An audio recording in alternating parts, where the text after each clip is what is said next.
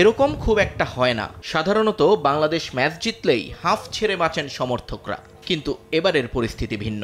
Asia কাপে যাওয়ার আগে ক্রিকেটার থেকে ক্যাপ্টেন সবাই শুনিয়ে গেছেন বিশাল লক্ষ্যের কথা। ম্যাচ জেতা নয়, টার্গেট বাংলাদেশের চ্যাম্পিয়নশিপ। শুধু কি তাই, শেষ 3 সিরিজেই যে প্রতিপক্ষকে উড়িয়ে দিয়েছিল লিটন বাহিনী।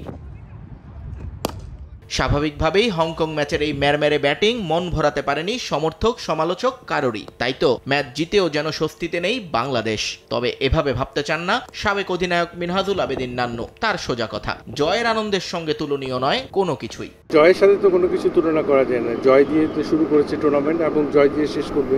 আমি আশা করি যে কন্টিনিউয়াস একটা ভালো প্রসেস যদি থাকে, ইনশাআল্লাহ শ্রীলঙ্কার সাথে ভালো ক্রিকেটটা খেলবে। যতই আড়ালে রাখা হোক না কেন, এটা বাস্তবতা। টাইগারদের ব্যাটিংটা টি-20 সুলভ হয়নি। লিটন ছাড়া স্ট্রাইক রেট নিয়ে প্রশ্ন তোলা যাবে সবারই। নান্নুও অস্বীকার করেননি সেটা। তবে তার দাবি, কন্ডিশন এবং মাঠের সঙ্গে মানিয়ে নিতে সময় লেগেছে ফিল সিমন্স শিষ্যদের। রোজকার সাধারণ খাবার এখন হবে অসাধারণ। প্রাণ স্বাদের মশলা, স্বাদ বাড়ায়, ঘ্রাণ ছড়ায়। অ্যাডজাস্টমেন্টের দরকার আছে। অনেকদিন পরে এখানে খেলছে আবুধাবির মাঠে, তো সেই হিসাবে অ্যাডজাস্টমেন্ট দরকার ছিল। যথেষ্ট ভালো খেলেছেন।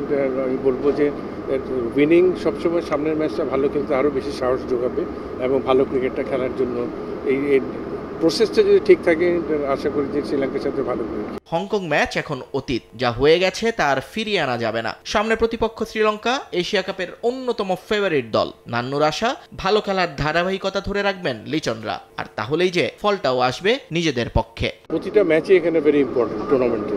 এখন পরবর্তী ম্যাচ শ্রীলঙ্কার সাথে, আমি আশা করি যে শ্রীলঙ্কার সাথে ভালো ক্রিকেটটা খেলবে আশা করছি। টি-20তে শ্রীলঙ্কার বিপক্ষে মুখোমুখি হওয়া শেষ সিরিজে জয়ী দল বাংলাদেশ।